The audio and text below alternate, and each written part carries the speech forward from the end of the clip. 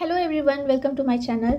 आज हम लोग इसमें जीएस क्वेश्चन पेपर में जितने भी इन्वायरमेंट एंड साइंस से related most important current affairs से रिलेटेड क्वेश्चन हैं उन सभी को सॉल्व करेंगे साल भर के अंदर, मतलब पिछले 8 महीने के अंदर का जितना भी आपका करंट अफेयर्स है इन्वायरमेंट एंड इकोलॉजी से, मतलब स्पेशली इसी टॉपिक पर है। आपको पता होगा कि जितने भी एग्जाम्स इस समय हो रहे हैं उसमें से 70% क्वेश्चन जो इन्वायरमेंट और इकोलॉजी से होते हैं वो करंट से रिलेटेड होते हैं।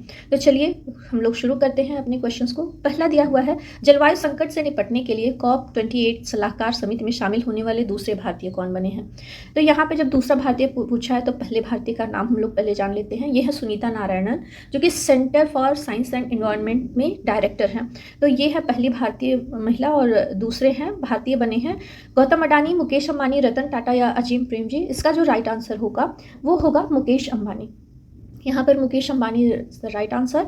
आगे बढ़ने से पहले आपको बता दें, क्वेश्चन में डिटेल्स भी दिया जाएगा, जैसे जैसे मतलब जितना और भी क्वेश्चन बन सकते हैं इस क्वेश्चन से रिलेटेड तो उसका डिटेल यहाँ पर दिया जाएगा। आप क्या करिएगा, क्वेश्चंस को सॉल्व करते रहिएगा, लास्ट में देखिएगा टोटल 20 क्वेश्चन में से आप लोगों ने कितने क्वेश्चन को सही किया है। नेक्स्ट देखते हैं। अच्छा, ये हुआ कहाँ था COP28? तो इसकी मेज़बानी हुई थी दुबई में संयुक्त अरब अमीरात के द्वारा। COP27 भी मोस्ट इंपॉर्टेंट है अभी हाल फिलहाल के एग्ज़ाम के लिए। वो कहाँ पर हुआ था? तो वो आयोजित हुआ था मिस्र में। और जो COP28 है उसकी मेज़बानी हुई है दुबई में संयुक्त अरब अमीरात के द्वारा। दूसरा क्वेश्चन दिया हुआ है, कितने हिमालयी औषधीय पौधों को IUCN की रेड लिस्ट में शामिल किया गया है। यहाँ पे पौधे भी शामिल किए जाते हैं, साथ ही साथ जीव जंतु या कोई पक्षी है जो कि विलुप्त होने के कगार पे है उसको रेड लिस्ट में शामिल किया जाता है।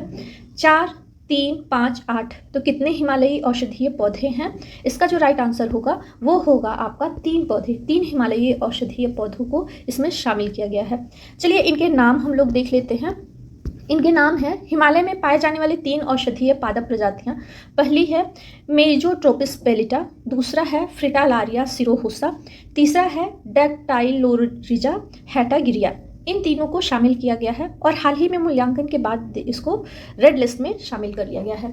चलिए नेक्स्ट क्वेश्चन देखते हैं। किस देश ने COP27 अंतर्राष्ट्रीय जलवायु सम्मेलन की मेजबानी की थी? तो आप देख रहे हैं जैसे UAE, USA, ब्रिटेन या फिर मिस्र, इन चारों देशों में से किसने? तो अभी मैंने आंसर बता ही दिया है। COP27 का जो अंतर्राष्ट्रीय जलवायु सम्मेलन हुआ था उसका मेजबानी किया था मिस्र ने। फोर्थ ऑप्शन यहाँ पर राइट आंसर है। कितने देशों ने एक साथ मिल करके समुद्र के स्तर में वृद्धि और पर्वतीय जल संसाधनों पर बर्फ पिघलने की महत्वाकांक्षा समूह का गठन किया है? तो इस समूह का गठन, इसके बारे में भी हम लोग डिटेल देखते हैं। अभी आपको बताना है कि कितने सदस्य देश हैं। तो 10, 12, 18 या फिर 20 देशों का सदस्य है। इसका जो राइट आंसर होगा ये होगा 18 देशों का सदस्य है, जो कि समुद्र स्तर में वृद्धि और पर्वतीय जल संसाधनों पर बर्फ पिघलने की जो महत्वाकांक्षा समूह है उसका गठन किया है। तो आप देख लेते हैं इसमें कौन कौन से शामिल है। बनाया किसके द्वारा गया है? तो 18 देश के द्वारा, जो कि आपके COP27 में आए हुए थे। आइसलैंड और चिली के नेतृत्व में इसका गठन किया गया था। उद्देश्य क्या पूछ सकता है? तो उद्देश्य है क्रायोस्फीयर हानि के प्रभाव को सुनिश्चित करना। क्रायोस्फीयर होता क्या है? तो ये पृथ्वी पर जमे हुए हिस्से हैं जिसमें जमीन पर बर्फ और ग्लेशियर, समुद्र पर बर्फ और झील और नदी की बर्फ या हिमखंड, जिसको आइसबर्ग बोलते हैं, ये सब इसमें शामिल हैं। इसी को क्रायोस्फीयर बोलते हैं। और इन्हीं पर जो हानि होती है उनके प्रभाव को सुनिश्चित करना। नेक्स्ट क्वेश्चन हम लोग देखते हैं। किसने अरावली हरित दीवार परियोजना का शुभारंभ किया है? तो अभी आप लोगों को पता होगा कि जो अरावली रेंज है हम लोगों का, दिल्ली से लेकर के आपका राजस्थान, गुजरात तक, तो इसमें अरावली हरित दीवार परियोजना को लॉन्च किया गया है। किसके द्वारा? PM मोदी के द्वारा, राजनाथ सिंह, अमित शाह या भूपेंद्र यादव? इस क्वेश्चन का भी डिटेल देखते हैं। यहाँ पर जो राइट आंसर होगा ये होगा भूपेंद्र यादव के द्वारा। फोर्थ ऑप्शन यहाँ पर राइट आंसर है। अरावली हरित दीवार परियोजना का शुभारंभ किया गया है भूपेंद्र यादव के द्वारा। आइए डिटेल देखते हैं। 25 मार्च 2023 को केंद्रीय पर्यावरण, वन एवं जलवायु परिवर्तन मंत्री हैं भूपेंद्र यादव। इन्होंने हरियाणा के गुरुग्राम जिले में टिकाली गांव में अंतर्राष्ट्रीय वन दिवस के अवसर पर आयोजित कार्यक्रम में इसका उद्घाटन किया है। किसका? Aravalli green wall project. और ये है क्या? तो ये है आपका अरावली पर्वत श्रृंखला के पारिस्थितिक स्वास्थ्य में सुधार करने के लिए बनाना और थार रेगिस्तान के पूर्व की ओर विस्तार को रोकने के लिए हरित अवरोधों का निर्माण करके भूमि क्षरण को कम करने के लिए जो मिट्टी के कटाव, मरुस्थलीकरण और धूल भरी आंधियों को रोकेंगे। इसके बारे में मैंने और डिटेल अपने एक प्रीवियस में करंट अफेयर्स के क्वेश्चन में बता दिए हैं कि कितनी लंबी चौड़ी या फिर किस तरीके से बनाई जाएगी, तो प्लीज़ आप जा करके देख सकते हैं पुराने वीडियो भी करंट अफेयर्स से रिलेटेड। आगे बढ़ते हैं। धौलपुर करौली टाइगर रिजर्व किस राज्य में स्थित है? गुजरात, राजस्थान, गुजरात या फिर महाराष्ट्र। सॉरी, 2 बार रिपीटेड हो गया है। इसका जो राइट आंसर होगा, धौलपुर करौली टाइगर रिजर्व किस राज्य में स्थित है? तो ये है आपका राजस्थान में। Second option most important question ये इसलिए हो जाता है, आपको बता दें, राजस्थान यहाँ पर राइट आंसर है। और ये मोस्ट इंपॉर्टेंट क्वेश्चन है क्योंकि ये जो धौलपुर करौली टाइगर रिजर्व है ये भी हाल फिलहाल में चर्चा में रहा है। चर्चा का कारण क्या है, क्यों ये सुर्खियों में बना हुआ है?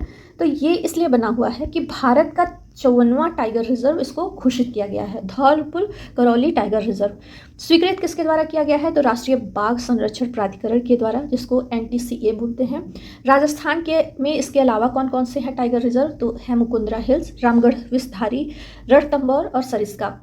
भारत में कुल टाइगर रिजर्व की बात करें तो 54 हैं।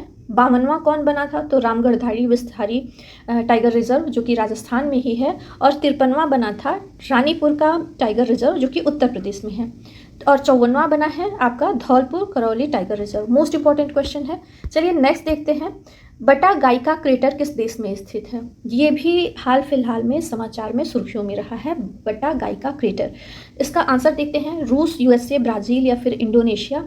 इसमें से राइट आंसर जो होगा, बटा गाइका क्रेटर किस देश में स्थित है? तो ये है आपका रशिया में, रूस में ये स्थित है। और ये क्यों चर्चा में बना हुआ है, चलिए डिटेल देखते हैं। चर्चा में क्यों है? यह सुदूर क्षेत्र में परमाफ्रॉस्ट पर जलवायु परिवर्तन के प्रभावों के अध्ययन का केंद्र बिंदु बन गया है। अब ये परमाफ्रॉस्ट क्या होता है, इसको भी देखते हैं। जैसे जैसे तापमान बढ़ता है, एक बार जमी हुई जमीन का क्षरण प्रक्रिया से गुजरती है, यानी कि जो जमीन का परत है नीचे जमी हुई है और ऊपर से मिट्टी का जमीन है, और नीचे से जैसे जैसे वो परत है पिघलती है गर्मी की वजह से या तापमान बढ़ने की वजह से, तो ऊपर की जो जमीन है वो नीचे धंस जाती है और विशाल गड्ढे का निर्माण होता है। तो ये बटा गाइका क्रेटर इसी तरीके से बना है। परमाफ्रॉस्ट दुनिया का सबसे बड़ा परमाफ्रॉस्ट क्रेटर है। परमाफ्रॉस्ट क्रेटर क्या होता है? तो मिट्टी या पानी के नीचे का तलछट जो 0 डिग्री सेल्सियस से नीचे कम से कम 2 साल तक रहता है, जमा रहता है, और ऊपर मिट्टी रहती है, और यही जब पिघले तो क्या होता है, एक क्रेटर का निर्माण यहाँ पर रूस में हुआ है। परमाफ्रॉस्ट ये रहता है कि कम से कम उसको 2 साल तक जमा होना चाहिए, तब उसको परमाफ्रॉस्ट बोलेंगे। लेकिन अब ये पिघल करके क्या हो रहा है, क्रेटर का निर्माण, और ये लगातार बढ़ता ही चला जा रहा है। तो इसी के लिए जितने भी जलवायु परिवर्तन से रिलेटेड वैज्ञानिक हैं वहाँ पर जाकर के इसका शोध कर रहे हैं। नेक्स्ट क्वेश्चन देखते हैं। ताज़ा रिपोर्ट के अनुसार भारत में हाथियों की आबादी किस राज्य में सबसे अधिक है? तो हाथियों के लिए स्पेशल जो अभयारण्य बनाया गया है वो तो असम में बनाया गया है, लेकिन यहाँ पर आपको बताना है कि किस भारतीय राज्य में आबादी सबसे ज़्यादा है, असम, कर्नाटक, केरल या फिर तमिलनाडु। तो इसका जो राइट आंसर होगा, ताज़ा रिपोर्ट के अनुसार भारत में जो हाथियों की आबादी है वो सबसे ज़्यादा है आपके कर्नाटक में। कर्नाटक में हाथियों की आबादी सबसे ज़्यादा है।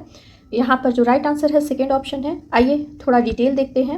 एशियाई हाथी जनसंख्या और जनसांख्यिकी 2023 के अनुसार उच्चतम हाथी की जनसंख्या जो है वो कर्नाटका में है। कितने हैं? तो 6395 हैं। बांदीपुर टाइगर रिजर्व, अगर इस रिजर्व की बात करें तो ये भी आपका कर्नाटक में ही है, और अधिकतम हाथी यहाँ पर हैं, कितने हैं? तो 1116। नेक्स्ट देखते हैं। मुकुर्थी राष्ट्रीय उद्यान किस राज्य में स्थित है? ये जो मुकुर्थी राष्ट्रीय उद्यान है ये भी आपका चर्चा का विषय रहा है अभी हाल फिलहाल में। कहाँ पर स्थित है आपको बताना है। असम, तमिलनाडु, उड़ीसा या आंध्र प्रदेश।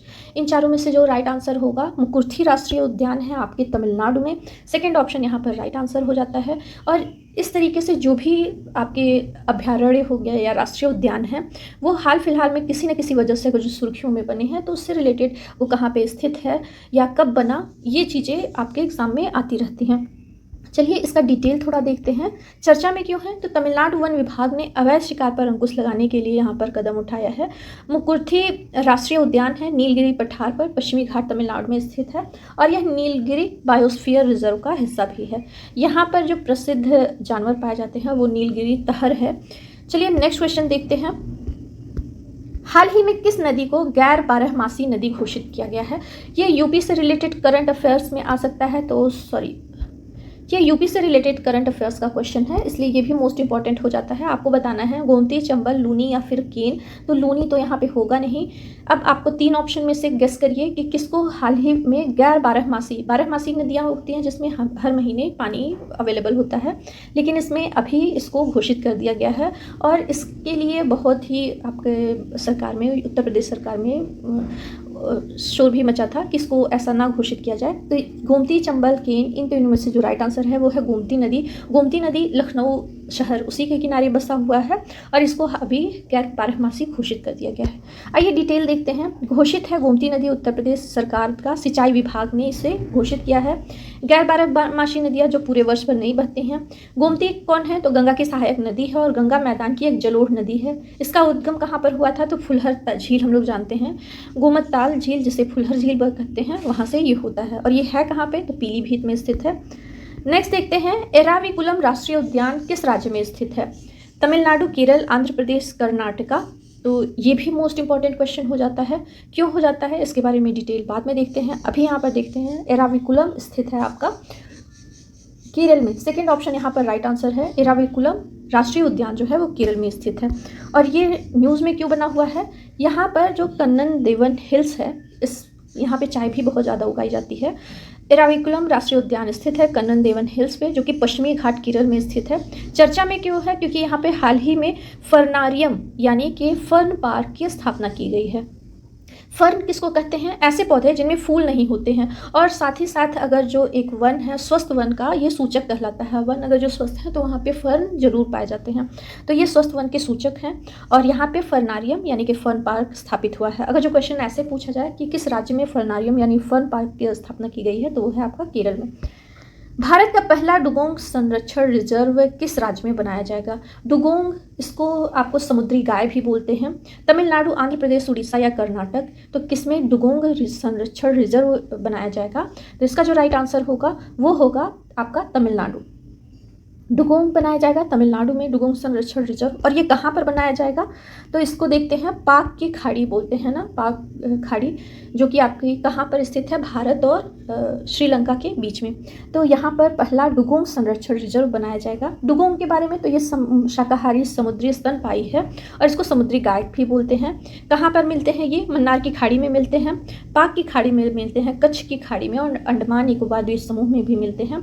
भारत में अगर जो बात की किसके तहत संरक्षित किया जाता है, तो वन्य जीव की अनुसूची 6 अनुसूचियां हैं टोटल, तो इसको अनुसूची 1 के तहत संरक्षित किया गया है। और संरक्षण अधिनियम कब बनाया गया? तो 1972 में। आपको बता दें टोटल 6 अनुसूचियां हैं, जिसमें अनुसूची 1 के तहत इसको संरक्षित किया गया है। अच्छा, अनुसूचियां जो बनाई गई हैं 1, 2, 3 ऐसे करके, तो उसमें पहले और दूसरे में जो है सज़ा का प्रावधान वो थोड़ा ज़्यादा है। तीसरे, चौथे, पाँचवें में सज़ा का प्रावधान कम होते गया है। तो यहाँ अनुसूची पहली के तहत इसको संरक्षित किया गया है। किसने इंटरनेशनल बिग कैट अलायंस यानी कि IBCA लॉन्च किया है? International big cat alliance 7 type के जो बिग कैट्स हैं उनके बारे में है। PM मोदी, राजनाथ सिंह, भूपेंद्र यादव या फिर अमित शाह। इसका जो राइट आंसर होगा PM मोदी के द्वारा। फर्स्ट ऑप्शन यहाँ पर राइट आंसर है।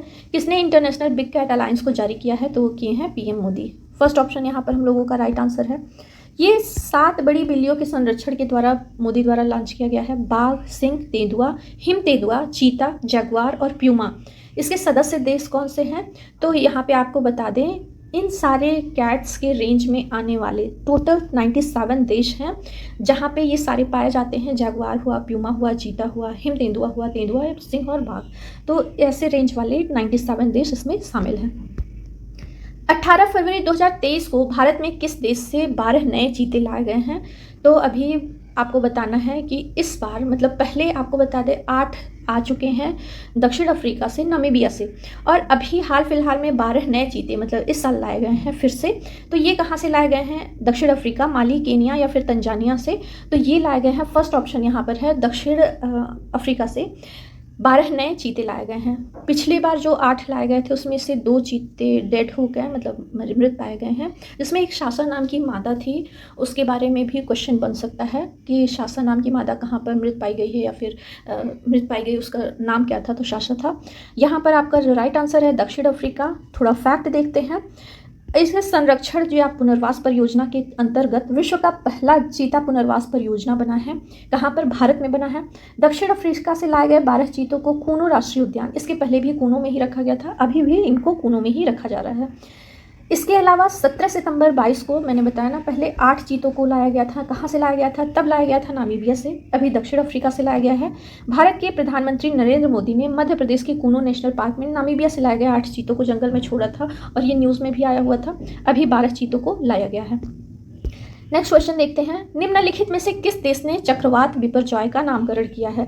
बिपरजॉय चक्रवात जो कि आपके जून के महीने में आया था, जो मैं भूल नहीं रही हूँ, तो जून के महीने में आया था, बहुत बड़ा चक्रवात जो कि अरब सागर में उठा था। भारत, बांग्लादेश, संयुक्त अरब अमीरात, फिलीपींस, तो किस देश ने चक्रवात का नामकरण किया था? तो ये नामकरण किया था बांग्लादेश ने। यहाँ पर जो सेकंड ऑप्शन है वो राइट आंसर है। इसके बाद अब जो भी चक्रवात आएगा उसका नामकरण कौन करेगा? मोस्ट इंपॉर्टेंट हो जा रहा है क्योंकि ये भारत करेगा। फर्स्ट ऑप्शन यहाँ पे भारत हम लोगों का, अब की जो नेक्स्ट कोई भी चक्रवात आ रहा है तो उसका नामकरण करेगा। बिपरजॉय का जो है वो बांग्लादेश राइट आंसर है। चलिए कुछ डिटेल देखते हैं। बिपरजॉय का नाम बांग्लादेश ने दिया था, अगला नाम भारत देगा। बिपरजॉय चक्रवात तो शक्तिशाली उष्णकटिबंधीय चक्रवात था, उठा कहाँ था? अरब सागर में। और प्रभावित किस किया था? तो भारत और पाकिस्तान को प्रभावित किया था। बांग्ला भाषा में बिपरजॉय का जो मतलब होता है तो इसका मतलब होता है आपदा। समग्र पर्यावरण प्रदर्शन के लिए किस राज्य को प्रथम स्थान दिया गया है? तो यहाँ पर सस्टेनेबल डेवलपमेंट जो प्रोग्राम भारत सरकार द्वारा चलाई जा रही है, तो यहाँ पर समग्र पर्यावरण प्रदर्शन के लिए मोस्ट इंपॉर्टेंट है, करंट अफेयर में मैंने इसे पढ़ाया भी है, उड़ीसा, गोवा, तमिलनाडु, तेलंगाना। तो इसमें से जो राइट आंसर होगा ये मिला है आपको तेलंगाना राज्य को। फोर्थ ऑप्शन यहाँ पर राइट आंसर है। तेलंगाना राज्य को क्यों मिला है, आइए डिटेल देखते हैं। भारत के पर्यावरण की स्थिति 2023 की बात करें तो जारी किया है किसने? सेंटर फॉर साइंस एंड पर्यावरण ने।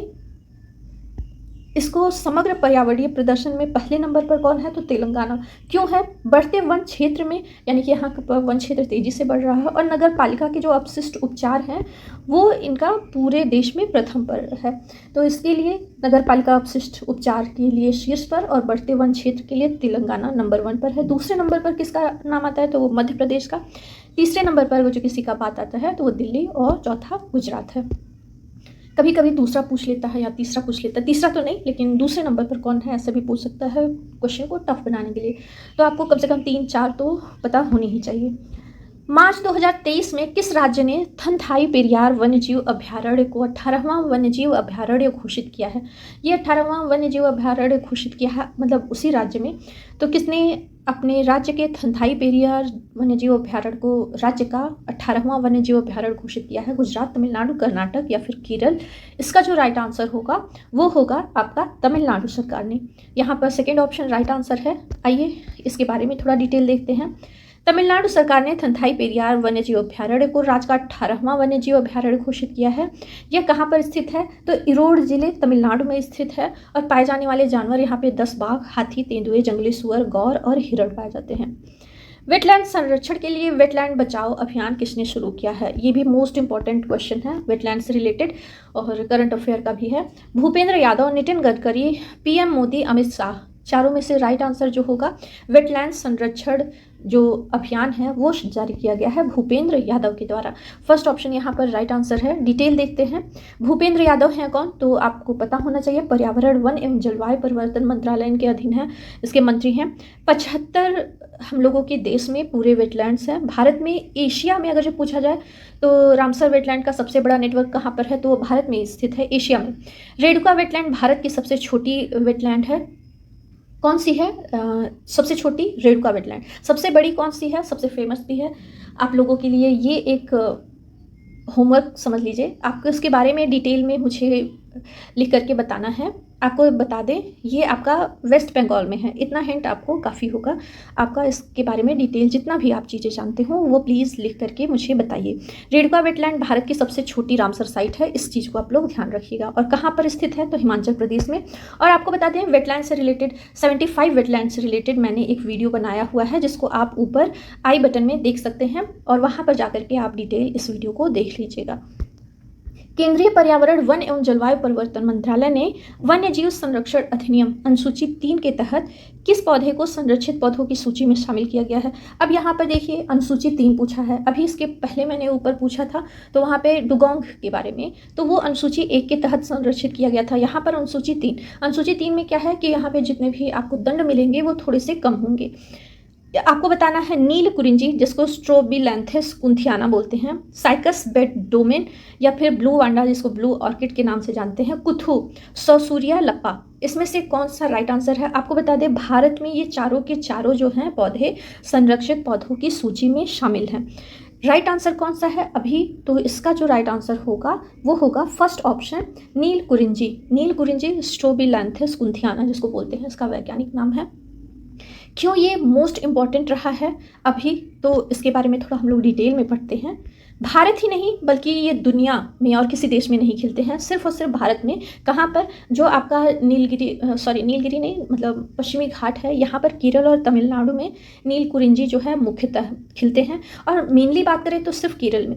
आदेश के अनुसार इस पौधे को उखाड़ने या नष्ट करने वालों पर 3 साल के कैद के साथ 25,000 रुपये का जुर्माना लगाया जाएगा।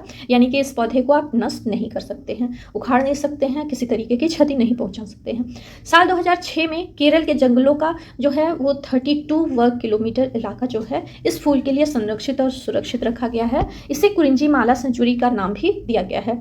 मेनली ये कहाँ पर है, केरल में स्थित है। आइए नेक्स्ट क्वेश्चन हम लोग देखते हैं। किस वर्ष तक भारत जो है डॉपलर वेदर रडार नेटवर्क के द्वारा कवर किया जाएगा। तो अभी शायद 24 रडार हैं पूरे भारत में। अभी यहाँ पे है डॉपलर वेदर रडार, इस नेटवर्क के द्वारा पूरे के पूरे भारत को ही कवर किया जाएगा। कब तक, 2025, 30, 40 या फिर 35। तो 2012 या 13 तक भारत में शायद 14 या 15 ही डॉपलर वेदर रडार थे, अभी और ज़्यादा संख्या में बढ़ाया गया है। और इसको 2025 तक, फर्स्ट ऑप्शन यहाँ पर हम लोगों का राइट आंसर है, 2025 तक जो है पूरा का पूरा भारतवर्ष हम लोगों का डॉपलर वेदर रडार नेटवर्क के द्वारा कवर कर लिया जाएगा। डिटेल इसको देखते हैं। मौसम पूर्वानुमान में उपयोग किया जाने वाला डॉपलर रडार ये होता क्या है, वर्षा की बूंदें जैसी वस्तुओं की दिशा और गति और वेग को मापता है और जो मौसम की चरम घटनाएं हैं इसको पहले से ही वो प्रिडिक्ट करता है। इसे डॉपलर प्रभाव भी कहा जाता है। जितेंद्र सिंह कौन है, केंद्रीय पृथ्वी विज्ञान राज्य मंत्री हैं। इन्होंने कहा है कि चरम मौसम की घटनाओं की अधिक सटीक भविष्यवाणी करने के लिए 2025 तक पूरे देश को डॉपलर मौसम रडार नेटवर्क के द्वारा कवर कर लिया जाएगा। आज के पूरे वीडियो में आपको कौन सा क्वेश्चन मोस्ट इम्पॉर्टेंट लगा, और पूरे ही क्वेश्चन मोस्ट इम्पॉर्टेंट है, सिलेक्शन आपको कैसा लगा, और साथ ही साथ अगर जो मेरा पढ़ाने का ढंग अच्छा लगा हो तो प्लीज़ मुझे सपोर्ट करें, वीडियो को लाइक करें, ज़्यादा से ज़्यादा शेयर करें, और चैनल पर नए हैं तो प्लीज़ सब्सक्राइब करें। मिलते हैं नेक्स्ट वीडियो में किसी और टॉपिक के साथ, तब तक के लिए बाय बाय।